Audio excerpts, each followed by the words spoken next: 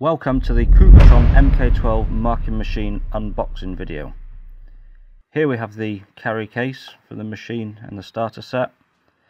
This here is the instruction manual which shows how to operate the machine. Here we have the actual etching unit itself. This is the on-off button and this is the settings for doing the timing.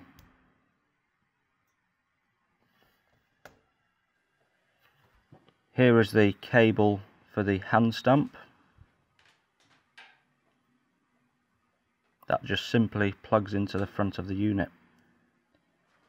Here is the cable for the earthing or grounding clamp, which must be attached to the piece of metal that you are wanting to mark.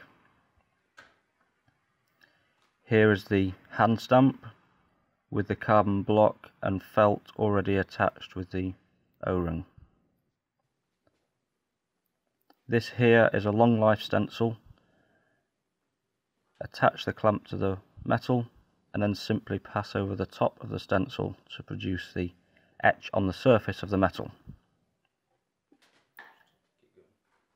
This is the CGT N1 neutralizing fluid for use after etching, and this here is the CGT S1 etching or marking fluid. This is spare felts.